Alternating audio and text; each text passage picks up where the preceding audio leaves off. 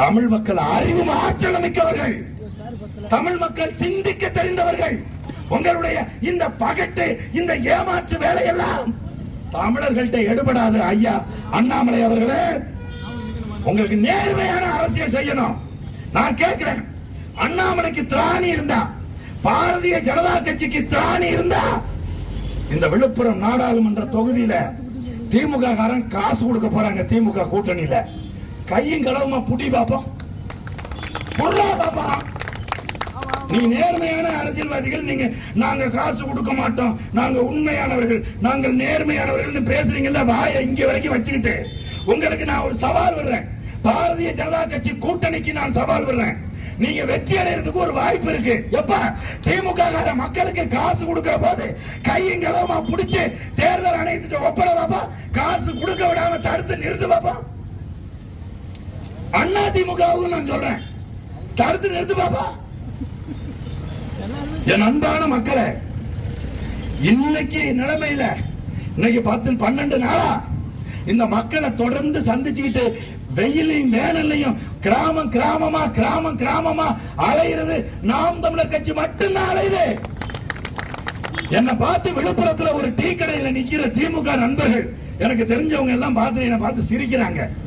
என்ன களஞ்சியம் இப்படி கருத்து போயிட்டீங்க, நீங்க எதுக்கு இந்த வெயில்ல கிடந்து இப்படி சாவுறீங்க, எங்களுக்கு எல்லாம் 3 நாள் தான் வேலை அப்படிங்கிறாங்க.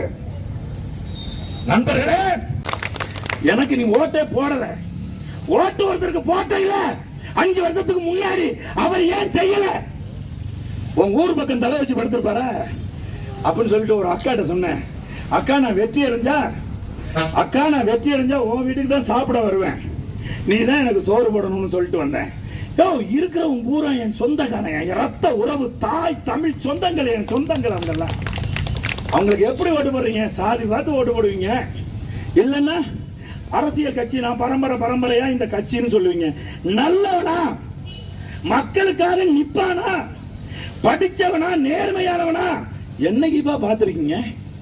என்னைக்கு யோசிச்சிருக்கீங்க? நாம் தமிழர் கட்சி பிள்ளைகளை பார்த்தா குட்டி பசங்களா இருக்காங்க, சின்ன பசங்களா இருக்காங்கன்னு நினைக்கிறீங்கல்ல? கிடையவே கிடையாது. இந்த 60 வருஷமாக இந்த திராவிட அரசியல் தமிழகத்திலே செய்திருக்கக்கூடிய அயோக்கியத்தனங்களை இன்ச்சு பை இன்ச்சா ஆய்வு செய்து, இன்ச்சு பை இன்ச்சா படிச்சு, இன்ச்சு பை இன்ச்சா இவர்களை அழித்து ஒழிக்க வேண்டும். என் குருதி உறவுகளை, என் ரத்த சொந்தங்களை, எந்த தமிழ்நாட்டை அவர்கள் சீரழித்து விட்டார்கள்.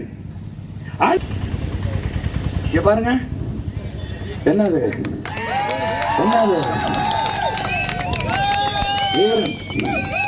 வீரன் தமிழை வளர்க்கறதுக்கு வீட்டுல இருக்கிற பிள்ளைங்களுக்கு எல்லாம் பேர் தமிழ்ல வைங்க. சதீஷ், மதீஷ், கதீஷ்னு என்னென்னமோ வைக்கிறீங்க, தமிழ்ல தூய தமிழ் பேர்ல வைங்க அப்படின்னு சொல்றான். இங்க இருக்கிற போர்டெல்லாம் எதுவுமே தமிழ்ல இல்ல, வியாபார நிறுவனங்கள் அனைத்துமே ஆங்கிலத்தில் இருக்கு, அதெல்லாம் மாத்துங்க அப்படின்னு எல்லாம் அங்கங்க போராடிட்டு இருக்கான். பாரதிய ஜனதா கட்சிக்காரன் வந்து திரும்ப இந்திய கொண்டாந்து திணிச்சிட்டு இருக்கான். அந்த இடங்கள தான் அவனெல்லாம் இந்தியில எழுதுறவனெல்லாம் அடிச்சு வரட்டுன்னு நாங்க சொல்லிட்டு இருக்கிறோம். நீங்க என்ன பண்றீங்க?